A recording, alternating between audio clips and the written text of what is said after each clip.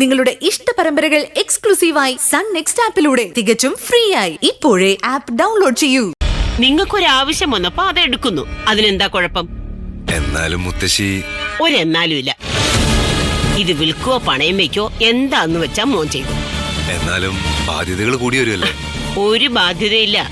മോൻ നിത്യമോളെ പൊന്നുപോലെ അങ്ങ് നോക്കിയാ മതി. ഇത് ഇങ്ങോട്ട് പിടിയടാ.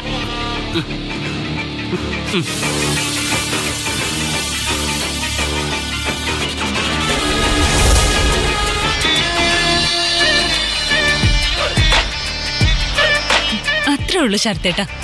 എന്നാലും മുത്തശ്ശി അന്ന് ഈ സമ്മാനം ഇവിടെ ഇരിക്കട്ടെ. ഞാൻ വേറെ ചില വഴികളൊക്കെ നോക്കുന്നുണ്ട്. എങ്ങനെയായാലും കുഴപ്പമില്ല. ആ ദേവികയുടെ മുമ്പില് എന്റെ ശരത്തേട്ടന്റെ അഭിമാനം അടിയറ വെക്കാൻ ഇടവരാതിരുന്നാ മതി. താലി കഴുത്തി വീണോടെ ഭർത്താവിന് ആക്സിഡന്റ്, പിന്നെ മരണം, അങ്ങനെ ചാർത്തി കെട്ടിയ വിധവാ പട്ടം. അങ്ങനെയുള്ളവരുടെ മുന്നിൽ നീ സർവാഭരണ വിഭൂഷിതയായി കതിർ മണ്ഡപത്തിൽ നിൽക്കണം. അതെന്റെ ഒരു വാശിയ. അതുകൊണ്ടാ മുത്തശ്ശി തന്ന ഈ സമ്മാനം പോലും ഞാൻ വിൽക്കാത്തത്.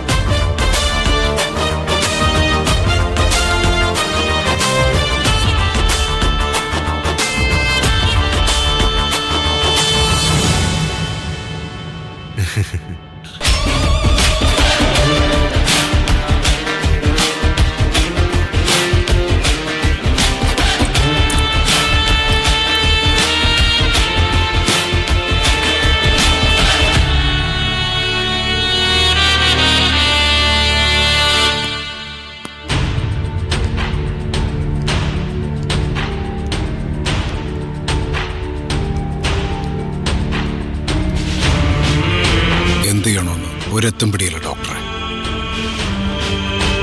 മോളാ പറഞ്ഞത് ഡോക്ടറോടൊന്ന് സംസാരിക്കാൻ.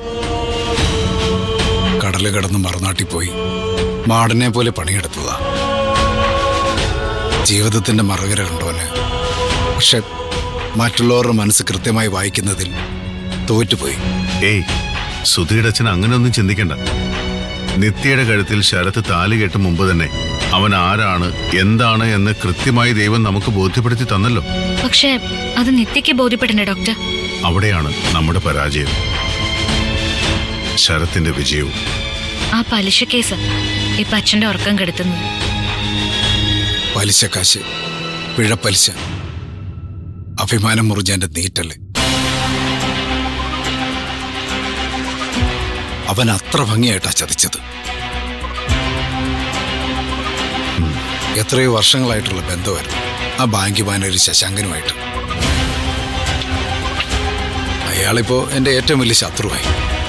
അല്ല, അയാളെ കുറ്റം പറഞ്ഞിട്ട് കാര്യമില്ലല്ലോ. അവന്റെ നിലനിൽപ്പ് ഞാൻ കാരണം അപകടത്തിലായല്ലോ. എത്ര പേരുടെ ജീവിതത്തിലാണ് ഡോക്ടർ ശരത്ത് ഇങ്ങനെ പ്രശ്നം ഉണ്ടാക്കുന്നത്? അഗ്നിച്ചിറകുള്ള ഒരു കഴുകനെ പോലെ അവനിങ്ങനെ പറന്നു നടക്കുക. എന്നിട്ട് ഒന്നും അറിയാത്ത പോലെ ഒരു ചിരിയും ഉണ്ട്. അതാ എനിക്ക് സഹിക്കാൻ വയ്യാത്ത. ആ ചിരി മങ്ങണം. സുധിയുടെ അച്ഛനൊരു കാര്യം ചെയ്യും. ആ പലിശക്കാരന്റെ നമ്പർ എന്താ? എന്താ അയാളുടെ പേര്? മീനച്ചിൽ സ്റ്റീഫൻ. ഞാനൊന്ന് സംസാരിക്കാം. ബാക്കി എന്തു വേണമെന്ന് പിന്നെ ആളെ ചിന്തിക്കാം.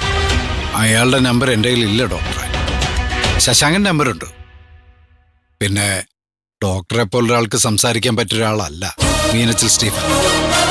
ഒരു കൾച്ചറും ഇല്ലാത്ത ആളാ. നമുക്ക് നോക്കാം. മുള്ളിനെ മുള്ളുകൊണ്ടെടുക്കണമെന്നല്ലേ? തെറിക്കുത്തരം മുറിപ്പത്തലെന്നല്ലേ?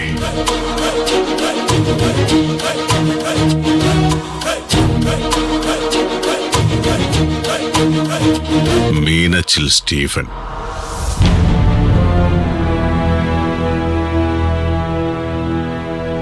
ഇത് ഒരു കുഴപ്പം പിടിച്ച പ്രശ്നമാണല്ലോ നിരഞ്ജ.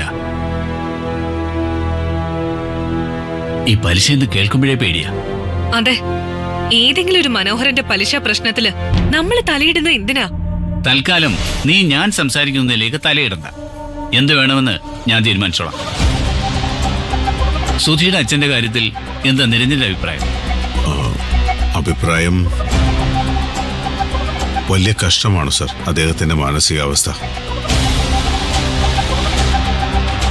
ഉറക്കത്തിൽ പോലും മരിച്ചു പോകാവുന്ന അവസ്ഥ. അല്ലെങ്കിൽ സുധിയുടെ അമ്മയും കൂട്ടി ആത്മഹത്യ ചെയ്തേക്കാവുന്ന അവസ്ഥ. എങ്ങനെ ഈ പ്രശ്നം സോർട്ട് ഔട്ട് ചെയ്യാന്നാണ് നിരഞ്ജന്റെ ഐഡിയ? ആ ബ്ലേഡുകാരനുമായിട്ട് ഞാനൊന്ന് സംസാരിച്ചാൽ? അത് വേണ്ട. നമ്മളുടെ നിലവാരത്തിനൊപ്പമല്ലാത്ത ഒരാളോട് നമ്മൾ സംസാരിച്ചിട്ട് കാര്യമില്ല. ഹൃദയത്തിന്റെ സ്ഥാനത്ത് കണക്ക് പുസ്തകവും കാൽക്കുലേറ്ററും വെച്ച് നടക്കുന്ന ചിലരുണ്ട്. ഇറച്ചി വെട്ടുന്ന നിസ്സംഗതയോടെ വാക്കുകൾ പ്രയോഗിക്കുന്നവർ. അവരോട് നമ്മൾ എന്തു പറഞ്ഞിട്ടും കാര്യമില്ല. പിന്നെ എന്ത് വേണമെന്നോ ഡാഡി പറയുന്നേ? പണം കൊടുത്ത് സഹായിക്കണം. ആരും സഹായിക്കാനില്ലാത്ത ഒരു വ്യക്തി പലിശയ്ക്കിടയിൽ കുടുങ്ങി ആത്മഹത്യ ചെയ്യണം. ഒരു ദിവസത്തെ പത്രം എടുത്താലേ അതിലെ 900 ആത്മഹത്യകളുണ്ട്. അതെല്ലാം തടയാൻ ഡാഡിക്ക് കഴിയും. മനോഹരൻ ദിശ ഹെൽപ്പ് ലൈനിൽ വിളിക്കട്ടെ. സർക്കാരിന്റെ പോർട്ടലാ. അവര് ഫ്രീ കൗൺസിലിംഗ് കൊടുക്കും ആത്മഹത്യ ചെയ്യാതിരിക്കാൻ. അല്ലെങ്കിൽ നമ്മുടെ സൈക്കാട്രി വിങ്ങിന്ന് കൊടുക്കാം. നീ വലിയ ഭാരിച്ച കാര്യങ്ങളൊന്നും ചിന്തിക്കുകയും വേണ്ട, പറയുകയും വേണ്ട. ഇക്കാര്യത്തിൽ എന്ത് വേണമെന്ന് ഞാനും നിരഞ്ജനും കൂടി തീരുമാനിച്ചു. പണം അദ്ദേഹം വാങ്ങുമെന്ന് എനിക്ക് തോന്നുന്നില്ല സർ. വലിയ അഭിമാനിയാ. ദേവികയുടെ അച്ഛനാവുമ്പോ അഭിമാനം കൂടും. ആത്മാഭിമാനം. അതെന്താ, നിന്റെ അച്ഛൻ ഈ പറഞ്ഞതൊന്നുമില്ലേ? അച്ഛന് അഭിമാനം ഉണ്ടാവണമെങ്കിലേ വകതിരിവുള്ള മക്കളുണ്ടാവും. ഡാഡി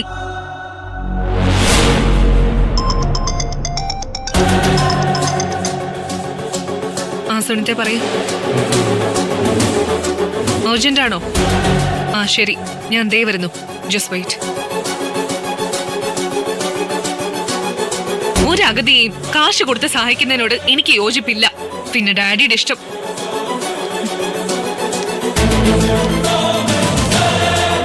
സുനിത, അവളാണ് പോയിസൺ.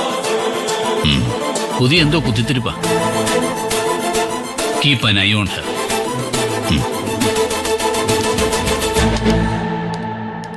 എന്താ സുനിത്തെ? അത് മാഡം, വിശാൽ സാർ വിളിച്ചിരുന്നു. നീ ഒരാ വിശാലിന്റെ PA? എനിക്കൊരു ഒറ്റ വിശേഷണമേ ആവശ്യമുള്ളൂ. അത് മാഡത്തിന്റെ വിശ്വസ്തത, അല്ലെങ്കിൽ റൈറ്റ് ഹാൻഡ് എന്നതാ. വലങ്കൈക്ക് എന്താ പറയാനുള്ളത്? എന്താവൻ പറഞ്ഞത്? മാഡം വിശാൽ സാറിനെ പിണക്കരുത്.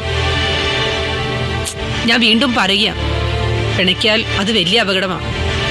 പുറമേ കാണും പോലെ അത്ര സുന്ദരമല്ല അയാളുടെ മനസ്സ്. എനിക്കങ്ങനെ അവനെ ഭയമൊന്നുമില്ല. പക്ഷേ ഇനി ഭയക്കേണ്ടി വരും. എന്തിന്? മഹാരഹസ്യങ്ങളുടെ ഭാണ്ഡവുമായി നടക്കുന്നവരെ പേടിക്കണം മാഡം. അവരുടെ തലയിലിരിക്കുന്നത് മലർപ്പൊടിക്കാരന്റെ കലമല്ല, ഗൺ പൗഡർ നിറച്ച ഭരണിയ. ശുംഭും സ്വാഹ. ഞാനിനി ഒന്നും പറയുന്നില്ല. മാഡത്തിന്റെ ഇഷ്ടം പോലെ ചെയ്യും. അവന്റെ ഡിമാൻഡുകൾക്കൊന്നും കൂടെ നിൽക്കാൻ എനിക്ക് പറ്റില്ല. സിൻഡിക്കേറ്റ് മരുന്ന് കമ്പനികൾ ഒരു തലമുറയെ മൊത്തമായി നശിപ്പിക്കുന്ന ഡ്രഗ്സ്. അതൊന്നും നടക്കാൻ പോകുന്നില്ല സുനിതെ. നീ തന്നെ പറഞ്ഞേക്ക്. ഞാൻ അവന്റെ കോൾ എടുക്കാത്തോണ്ടായിരിക്കും സുനിതെ വിളിച്ചത്. ഞാൻ വീണ്ടും പറയുന്നു, വിശാൽ സാറിന്റെ കാര്യത്തില് മാഡം ആലോചിച്ചൊരു തീരുമാനം എടുക്കും. പാമ്പിന്റെ നെറുകയിൽ തലോടാം, പക്ഷേ പത്തിക്ക് കൊട്ടരുത്. ഉറങ്ങിക്കിടക്കുമ്പോഴാണെങ്കിലും വന്നു കൊത്തും.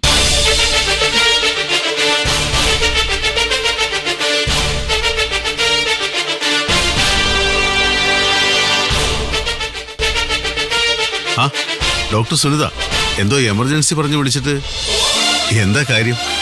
ഏയ് ഒന്നുമില്ല സർ. ഞാനൊന്നും പറഞ്ഞില്ല.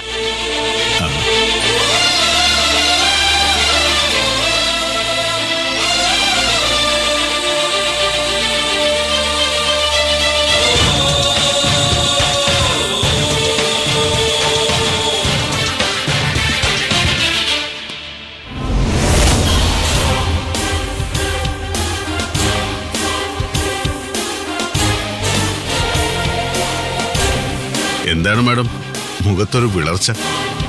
എന്ത് വിളർച്ച? അല്ല, പേടി കിട്ടിയതുപോലെ. എനിക്കൊരു പേടിയില്ല.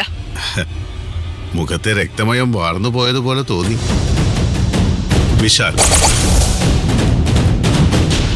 അവന്റെ പേര് കേൾക്കുമ്പോ നീ എന്തിനാ നടുങ്ങുന്നത്? ഞാനതിന് നൽകണം. അവൻ എന്റെ ഒരു പഴയ സുഹൃത്ത്. അത്രേ ഉള്ളൂ? അതെ. ആ, അവൻ നല്ല ഒന്നാമതൊരു ക്രിമിനലാ. അവന്റെ വേരുകളുടെ ആഴവും എനിക്കറിയാം. നീ ഡയബോളെ കുറിച്ച് കേട്ടിട്ടുണ്ടോ? ആര്? ഈജിപ്റ്റ്, BC 14 നൂറ്റാണ്ട്, 8ാം രാജവംശം. 8ാമത്തെ ഫറവോൻ എതിരാളിയെ ഏറ്റവും ക്രൂരമായി കൊന്നയാൾ. തലയിൽ പിരിയാണി പതുക്കെ പതുക്കെ കയറ്റിയ അയാൾ ഓരോരുത്തരെയും തീർത്തുകൊണ്ടിരുന്നത്. 1000 പാതിരിമാരുടെ ചോര കുടിച്ചിട്ടും ദാഹം തീരാതെ ബിഷപ്പിന്റെ ചോര വേണമെന്ന് വാശി പിടിച്ച ഡ്രാക്കുളയുടെ മുത്തശ്ശൻ. ഏതാണ്ട് അതേ ബ്ലഡ് ഗ്രൂപ്പാ വിശാലിനും.